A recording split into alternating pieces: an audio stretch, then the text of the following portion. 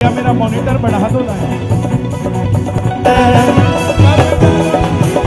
कौन है भाई ऑर्गेनाइजर यहाँ? ये साउंड वाले राजी नहीं है, बोले हम साउंड चलाएंगे ही नहीं। मुझे साउंड की जरूरत नहीं है, मैं तो वहां खड़ा होकर भी गा लूंगा। भजन करने आए, सिर्फ ढोल ले आओ, बिना साउंड के कीर्तन करेंगे।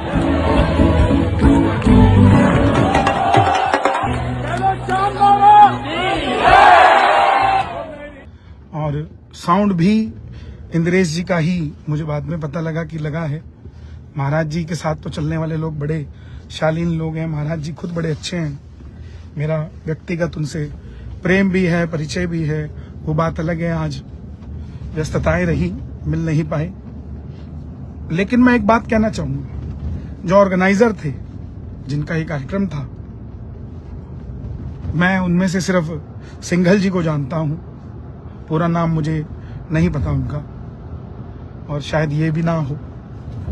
और उनके एक फोन पे जिस समय कथा उन्होंने बुक करी, मुझे फोन किया कि कन्हैया भाई आपने अलवर आना है और कथा में आपने हाजिरी देनी है।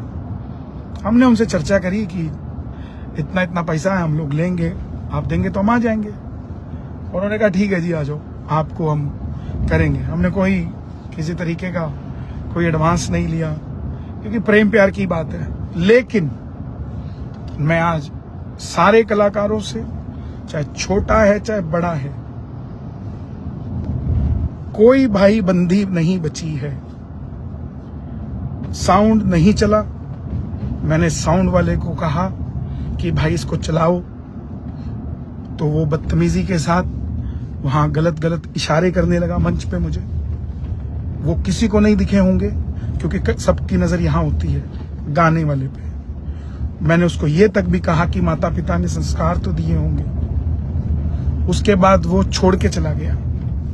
मैंने कहा दूसरा ऑपरेटर बुला लो, तो वो उसके आगे हाथ जोड़ने लग गए जो बदतमीजी कर रहा था, और उसको कहने लगे चला दे।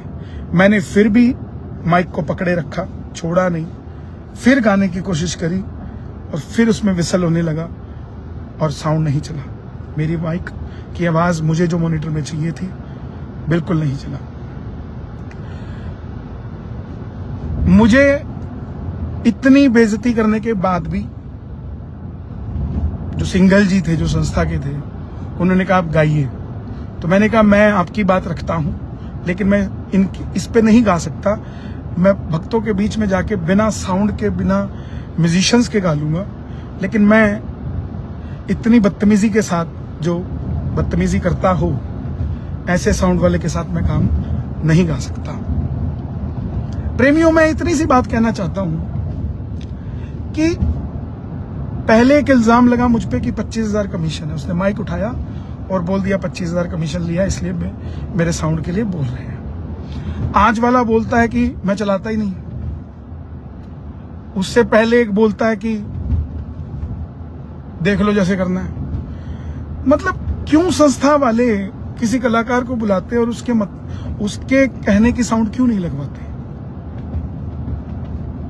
और हम भी बेवकूफ हैं, हम उनके कहने पे चले जाते हैं। 28 साल हो गए भजन गाते हुए। हम बड़े हैं, बड़ी गाड़ी छोटी गाड़ी से टकराती है तो हमेशा गलती बड़ी गाड़ी की ही निकलती है। हम कुछ भी कह दें, कंट्रोवर्सी खड़ी हो जाती है।